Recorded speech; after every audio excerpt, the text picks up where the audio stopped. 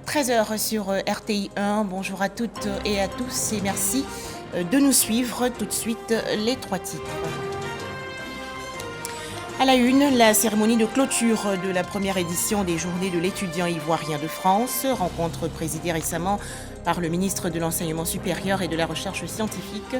Adama Diawara veut institutionnaliser cet événement et traiter rigoureusement les différentes préoccupations et suggestions. En route vers la vulgarisation de l'impôt et le renforcement du civisme fiscal en Côte d'Ivoire, un manuel pratique de fiscalité des entreprises a été présenté il y a quelques jours au grand public. C'est une œuvre de Frédéric Cassi, le président du sous-comité d'éthique de la Direction générale des impôts, la DGI. Enfin, ouverture aujourd'hui au Kenya, de nouvelles discussions sur la paix dans l'Est de la République démocratique du Congo. Le président de la République, Alassane Ouattara, de retour hier dans son pays, la Côte d'Ivoire. Le chef de l'État ivoirien a participé au 18e sommet des chefs d'État et de gouvernement de la francophonie en Tunisie. Rencontre placée sous le thème « La connectivité dans la diversité, le numérique, vecteur de développement et de solidarité dans l'espace francophone ». Le président de la République, Alassane Ouattara, a été accueilli à sa descente d'avion par le vice-président de la République, Temoko Méliès Koné, le Premier ministre Patrick Hachi et les membres du gouvernement. En image également, l'ouverture aujourd'hui de la deuxième édition des Journées de la fonction publique de Côte d'Ivoire. Thème retenu, fonctionnaires et agents de l'État engagés pour la transformation qualitative de l'administration.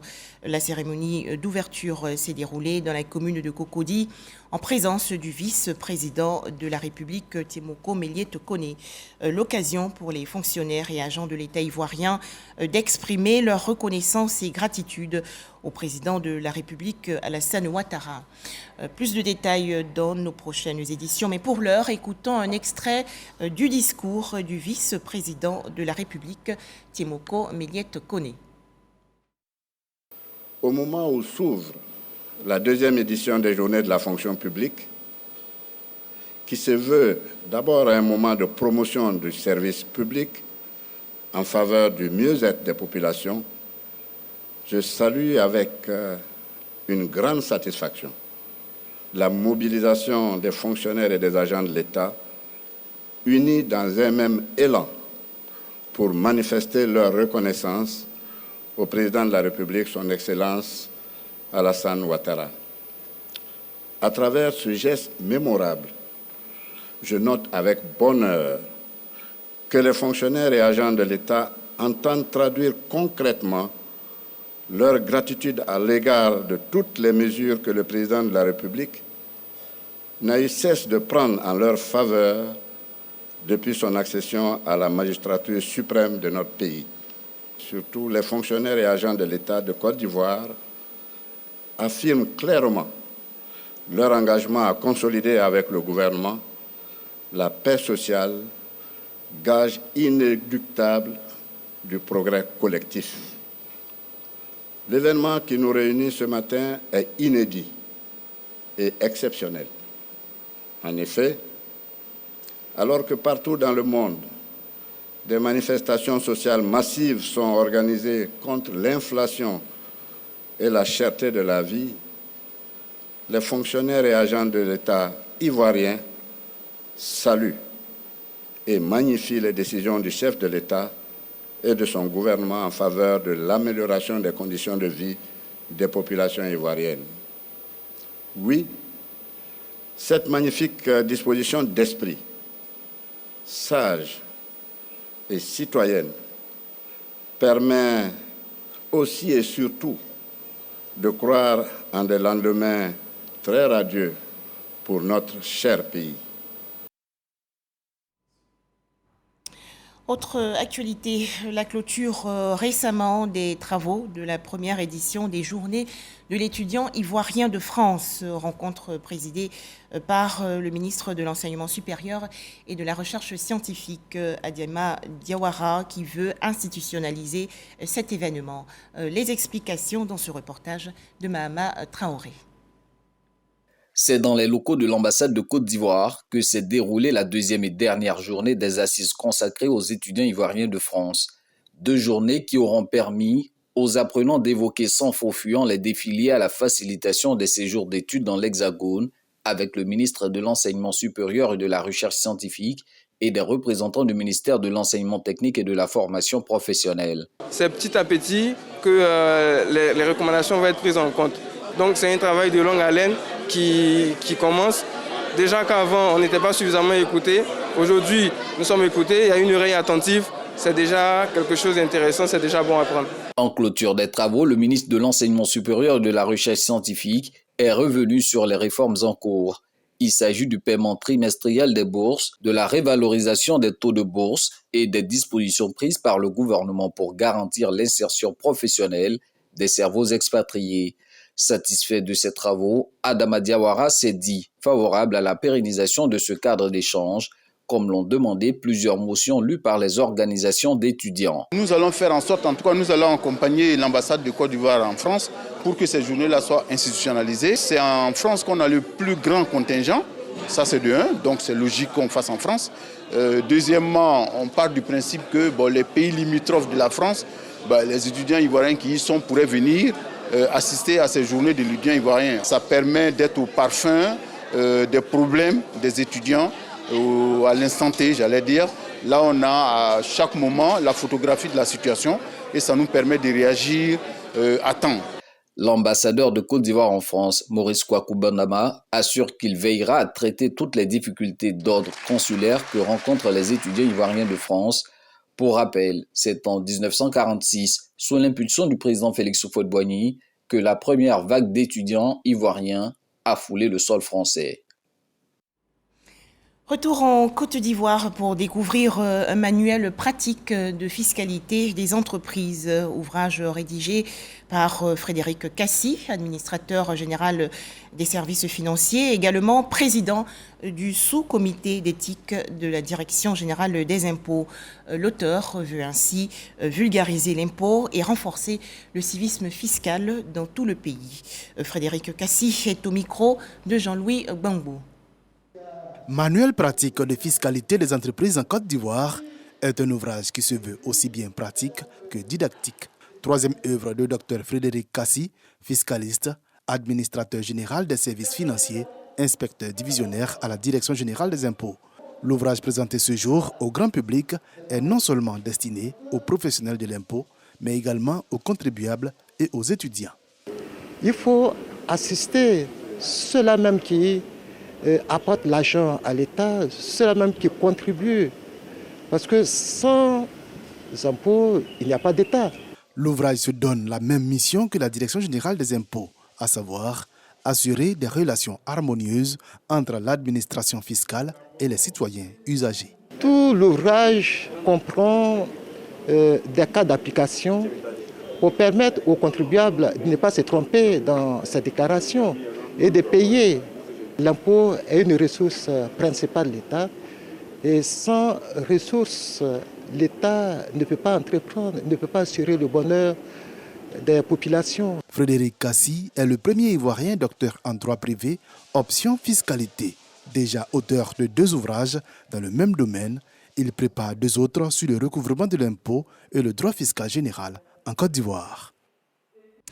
Toujours en Côte d'Ivoire, les préparatifs de la 2e édition du Symposium Mines. Cet événement va se tenir les 30 et 31 mars prochains dans le district d'Abidjan autour du thème « Quelle politique de contenu local pour un secteur minier durable et performant ?» Plus de détails, Jean-Louis Gbangbo. C'est un événement qui se donne pour objectif de mettre en lumière le secteur minier, ses acteurs, ses difficultés et surtout de faire tomber tous ces préjugés liés à l'industrie extractive en général. La deuxième édition du symposium Mines sera, selon la directrice générale du groupement des professionnels des mines de Côte d'Ivoire, un espace de promotion et de valorisation du secteur minier. Le secteur minier souffre d'une mauvaise réputation et nous nous sommes dit que si nous ne montrons pas ce que nous faisons, si les sociétés n'acceptent pas d'ouvrir leurs portes pour qu'on les connaisse davantage, elles vont continuer à souffrir de cette mauvaise réputation. Christine Logbokossi a profité de l'occasion pour rappeler le poids du secteur minier dans l'économie ivoirienne. Aujourd'hui, le secteur minier, qui est principalement dominé par la production d'or, représente à peu près 40 tonnes. C'est la troisième production après celle du Burkina et du Mali. Le secteur minier aujourd'hui est le premier consommateur d'électricité. C'est un peu plus de 19 000 emplois directs. Quelle politique de contenu local pour un secteur minier durable et performant? Tel est le thème autour duquel se dérouleront les travaux de cette deuxième édition du symposium Mines les 30 et 31 mars prochains à Abidjan. Autre actualité nationale, 1158 latrines construites dans des établissements scolaires, dont 96 pour 16 écoles de la région du Béret, dans le centre-nord du pays. C'est une initiative du ministère de l'Hydraulique, de l'Assainissement et de la Salubrité pour lutter contre la défécation à l'air libre. La remise des clés de ces infrastructures s'est déroulée le 19 novembre dernier lors de la célébration de la Journée mondiale des toilettes. Djeneba Ouattara et Kader Sogodogo de RTI Bouaké. Célébration de la Journée mondiale des toilettes à Boroouléman, village de la sous-préfecture de Mankono dans la région du Béret. Une journée visant à sensibiliser la population sur l'utilisation des toilettes afin d'éviter la défécation à l'air libre pour la préservation de la santé. Cérémonie au cours de laquelle le ministre de l'Hydraulique, de l'Assainissement et de la Salubrité, accompagné d'une forte délégation, a procédé à l'inauguration et à la remise officielle des clés de 1158 toilettes écoles du PS Gouv. Des kits d'assainissement et de salubrité sont aussi remis aux populations.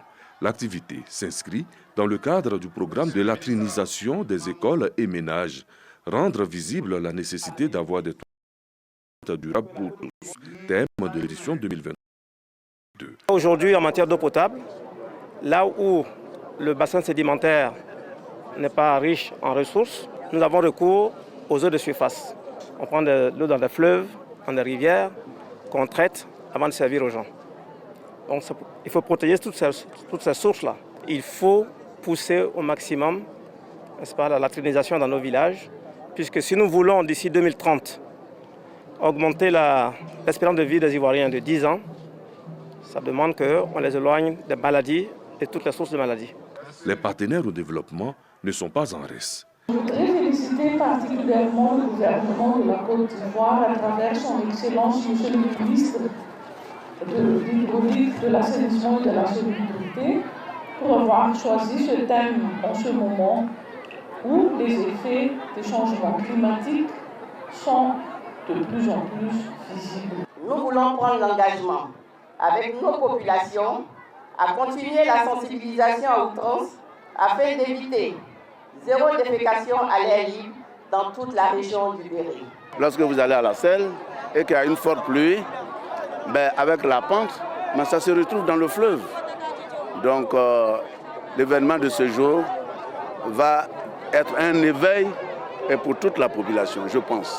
Selon le rapport du dernier recensement général de la population et de l'habitat 2021, 47,2% de la population, soit plus de 13 millions de personnes, pratiquent encore la défécation à l'air libre, dont plus de 7 millions en milieu rural. Dans la région du Béret, 16 localités ont bénéficié du PS Gouv. Tous ensemble, continuons âprement la lutte contre le coronavirus.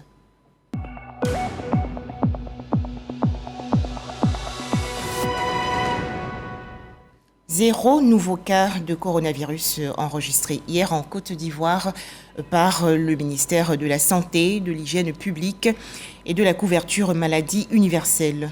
La Côte d'Ivoire comptabilise donc actuellement 87 885 cas confirmés de coronavirus, 87 045 personnes guéries, 830 décès et 10 cas actifs.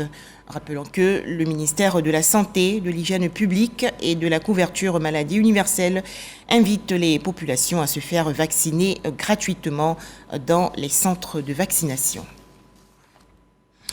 Fronan, dans la région nord-est du pays, ils ne vont plus souffrir d'une hernie ou d'une cataracte. 300 malades ont en effet bénéficié gratuitement de soins médicaux liés à ces deux maladies. Une initiative récemment de la mutuelle de développement de la sous-préfecture de Fronan. Coût des interventions médicales, 17 millions de francs CFA. Les explications de Soro Corona de RTI Bouaké. Chongbon Hiram est seulement âgé de 6 mois. Le petit souffre d'une hernie depuis sa naissance. Par faute de moyens financiers, il traîne encore le mal. Au début, il y a le bas-ventre, le pubis là, qui s'enflait un peu. Donc, je suis allée faire une échographie, on m'a dit que c'est une hernie inguinale. Au fur et à mesure, c'est descendu dans les testicules. Les facteurs favorisants, ils sont nombreux. Tous les efforts qui peuvent entraîner une augmentation de la pression au niveau abdominal peuvent favoriser la hernie. Le seul moyen de remédier radicalement à cette pathologie, c'est de pouvoir non seulement réintégrer le contenu abdominal et puis fermer l'orifice de façon chirurgicale. Comme le petit Hiram, 199 autres personnes seront débarrassées de cette maladie gratuitement aux frais de la mutuelle pour le développement de Fronan. Un développement harmonieux passe par un capital humain en bonne santé. C'est à cet idéal que répond l'action sociale de la mutuelle de développement de Fronan. La santé, c'est le premier pilier du développement. Lorsqu'on est en bonne santé, on peut développer sa région. Et donc, ces deux pathologies, la hernie et la cataracte, sont fréquentes dans nos sous-préfectures. Et donc, la mutuelle a décidé depuis 3 ans d'organiser chaque 2 ans une semaine médico-chirurgicale au cours de laquelle nous allons procéder à des interventions. 100 personnes souffrant de la cataracte ont été également opérés gratuitement. Le ministère de la Santé encourage l'initiative de la mutuelle. Cette intervention qui est gratuite et qui est soutenue par la mutuelle du développement de la sous-préfecture de Fronan est à saluer parce qu'elle va permettre aux familles de retrouver le sourire, permettre aux familles de pouvoir retrouver la santé. Ces interventions chirurgicales ont coûté plus de 17 millions de francs CFA à la mutuelle. La mutuelle de développement de Fronan a à son actif la construction de forages d'eau, la rénovation d'écoles et de l'hôpital. L'organisation compte à ce jour 4300 adhérents. Un petit tour à présent à Daloa, dans la région centre-ouest du pays, où s'est déroulée la semaine de la population édition 2022. Une initiative du ministère du Plan et du Développement. Objectif, faciliter la mise en œuvre des objectifs de développement durable à l'horizon 2030. Pour en parler, Jean Djadji. Échange entre autorités préfectorales et responsables de l'Office national de la population. Une rencontre d'explication des enjeux de la croissance démographique dans le développement socio-économique de la Côte d'Ivoire. Et cela après la mise en place du Plan national de développement PND. Objectif, mettre toutes les composantes de la région du Haut-Sassandra au même niveau d'information afin que chacune puisse contribuer efficacement au développement planifié par le président de la République. La question donc de la quête du dividende démographique préoccupe le haut sommet de l'État. Après donc la formulation donc, du plan national de développement, le PND qui a été adopté par le gouvernement, Madame le ministre du Plan du Développement nous a instruit pour que on vienne en région et qu'on échange avec les différents acteurs sur le concept du dividende démographique. Avant le corps préfectoral, c'étaient les étudiants, les organisations de jeunes de la région, les élus et les organisations non gouvernementales. Des rencontres d'échange pour les outiller sur le concept de dividende démographique. Comment capitaliser la trop forte proportion de jeunes et atteindre les objectifs du PND. Je me réjouis d'avoir pris part à cette activité qui nous a permis d'être suffisamment informés sur un concept majeur, celui du dividende démographique, qui se présente véritablement comme une chance pour le plein développement de notre pays. Le dividende démographique, sans explication, on n'y comprend pas grand-chose. Mais avec ce qui vient de se passer, nous avons tout compris. Et surtout la mission qui est la nôtre, en tant qu'autorité administrative. La semaine de la population à Daloa a permis à tous les acteurs de la région de prendre conscience des défis et enjeux à dimension démographique du développement socio-économique. Un tout autre sujet à présent, la coordination nationale secteur commerce du mouvement citoyen Génération Gagnante a été installée récemment. Son président, Innocent Ongoran, veut sortir le secteur du commerce de l'informel. Les explications de Michel Mambo. Quand ton pays gagne, tu gagne! Un slogan qui devra guider les actions d'Innocent Ongoran le long de son mandat. Investi, le tout nouveau coordinateur national session commerce du mouvement Génération Gagnante affiche ses priorités. Nous avons pour mission essentielle la promotion des actions gouvernementales en termes de réalisation dans le secteur commerce sur le territoire national. Nous avons pour mission également de faire une analyse approfondie des problèmes liés à ce secteur. À côté de cela, nous aurons pour devoir de mettre en place des stratégies pour mener nos frères et sœurs à s'intéresser de plus en plus aux activités commerciales, de sorte que le commerce ne soit plus considéré comme un passe-temps, un dernier recours pour certains, mais plutôt comme une véritable profession. Et pour mener à bien sa mission, Innocent Ongoran s'est entouré d'une équipe de 38 membres, en plus des coordinateurs régionaux. Tous ont reçu leur feuille de route. Je sais que le gouvernement fait des efforts. L'effort a besoin d'être accompagné par des Ivoiriens.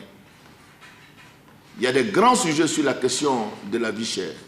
Quels sont les secteurs qui font que la vie est chère? Avons-nous le courage de les passer en revue? Dans votre équipe, il y a des professeurs d'université. Dans votre équipe, il y a des Ivoiriens lambda. Dans votre équipe, il y a des personnes intellectuellement qui connaissent le milieu du commerce. J'attends beaucoup de vous. Génération Gagnante est un mouvement citoyen engagé à accompagner efficacement l'action gouvernementale pour l'amélioration des conditions de vie des populations. Dans l'actualité nationale également, les enseignants, maîtres assistants de l'Institut national supérieur des arts et de l'action culturelle célébrée récemment dans la commune de Cocody.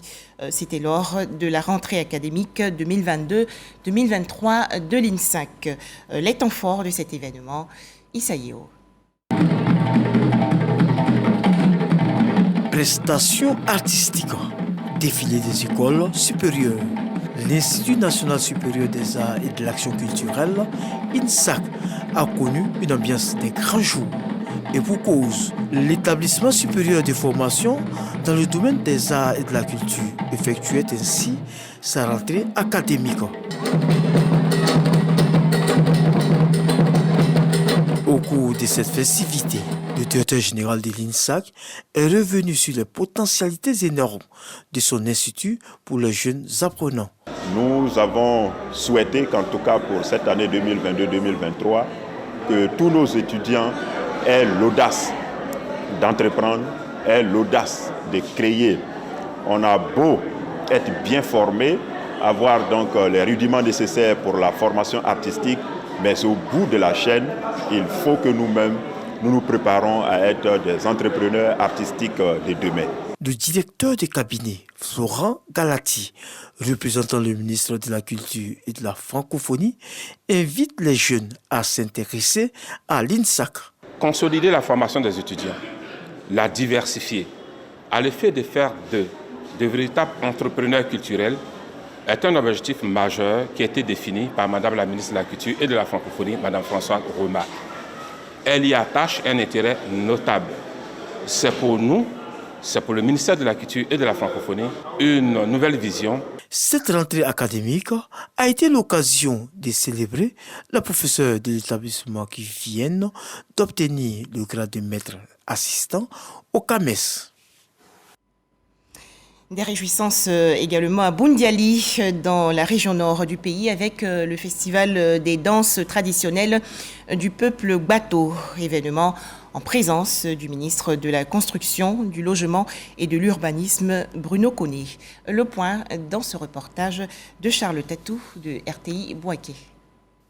Ganouani, localité administrative, département de Boundiali.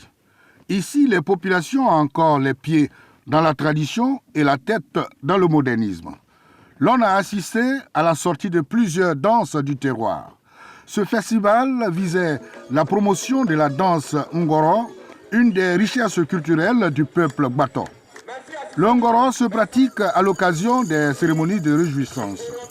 Les danseurs sont accompagnés de jeunes filles qui ont su garder leur virginité.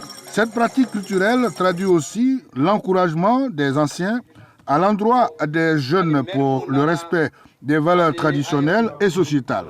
Les initiateurs souhaitent voir le Ngoro dans les registres du patrimoine culturel de l'UNESCO. Le festival du Ngoro, notre souhait le plus ardent, que le Ngoro du Bato soit inscrit dans le patrimoine de l'UNESCO. C'est notre souhait le plus ardent. Sollicité pour le parrainage de cette rencontre culturelle, le ministre de la Construction, du Logement et de l'Urbanisme, Bruno Nabagné-Koné, salue l'initiative, exhortant les populations à la cohésion sociale, gage du développement. Je salue toute la population de Ganoroni pour cette mobilisation exceptionnelle. Je suis, comme je l'ai dit, impressionné par ce que j'ai vu ici. Nous souhaitons, c'est cette jeunesse responsable. Cette jeunesse qui comprend. Cette jeunesse qui comprend que ce dont notre région a besoin, c'est de construction, ce n'est pas de division. C'est d'union que notre région a besoin. D'union. Et cette union, je la vois ici. Et je voudrais vous encourager à continuer dans ce sens-là. Chaque fois que des jeunes de la région de la Bagoué se montreront aussi responsables que vous, nous allons les accompagner. C'est la promesse que je fais ici à Ganoroni. Ganoroni est situé à environ 40 km de Boundiali. Religion, pour terminer l'actualité nationale, la 20e édition du pèlerinage annuel de l'église Papa Nouveau. Cette rencontre s'est déroulée du 7 au 10 novembre dernier à Toukouzou, aux Alem, localité du sud-est. Des prières ont été dites pour la paix dans tout le pays. Le point, Jean Djadji. Toukouzou, aux Alem, pour la 20e fois, terre d'accueil pour les 18 000 pèlerins de l'église Papa Nouveau. Ils sont venus de toutes les régions du pays pour suivre les 7 actes de dévotion recommandés par le prophète Papa Nouveau. Occasion pour prier pour la paix dans le pays. Des guides spirituels de toute confession et leaders politiques n'ont pas voulu se mettre en marge de cet événement. Le prophète Papa Nouveau, depuis son rappel à Dieu, a permis que nous nous retrouvions chaque 10 novembre. C'est l'atmosphère, si vous voulez, de paix spirituelle que l'on trouve ici à Toukouzou. Mais au-delà de cela, j'ai trouvé ici des hommes de Dieu de toutes les obédiences. Point d'honneur de ce pèlerinage, son éminence le calife de la Faïda Tidjaniya, Cheikh Mouabadoul Marie Cheikh Ibrahim Niass, représenté par une forte délégation. Vous savez, la religion islamique est une religion de paix, comme la religion chrétienne ou catholique. Nous sommes tous partants pour la paix. La direction des cultes et l'église Papa Nouveau se sont accordés à privilégier la cohésion sociale dans leurs activités. Lorsque le Christ sortait de la tombe, la première parole qui est sortie de sa bouche, c'est la paix. Donc nous avons besoin de cette paix-là. Nous avons prié ensemble pour que cette paix-là soit vraiment possible et vraie. Nous avons l'habitude de venir à ce pèlerinage qui est pour nous synonyme de paix à Toukouzou, aux Alem. Depuis un moment, disons, notre sous-région travaille sur le dialogue interreligieux. Et récemment, nous venons de Lomé, où nous avons assisté à une conférence sur le dialogue interreligieux comme instrument pour la paix. Ce voyage en Terre Sainte de la communauté Papa Nouveau se déroule sur une période de 7 jours. Le dernier jour du pèlerinage correspond à la date anniversaire de l'élévation du prophète Papa Nouveau. En image, l'actualité hors de chez nous avec l'ouverture aujourd'hui à Nairobi, au Kenya, de nouvelles discussions pour ramener la paix et la sécurité dans la partie est de la République démocratique du Congo. Les pourparlers se tiennent jusqu'au 3 décembre prochain, une initiative de la communauté des États de l'Afrique de l'Est. Enfin, les populations en colère en Chine, des centaines de personnes ont manifesté ce week-end dans plusieurs villes du pays pour dénoncer les confinements à outrance. Les manifestants ont scandé des slogans contre le pouvoir en place et la politique du zéro coronavirus. Voilà, c'est la fin de ce journal. Merci à vous de nous avoir suivis. Plus d'informations sur notre site rti.ci.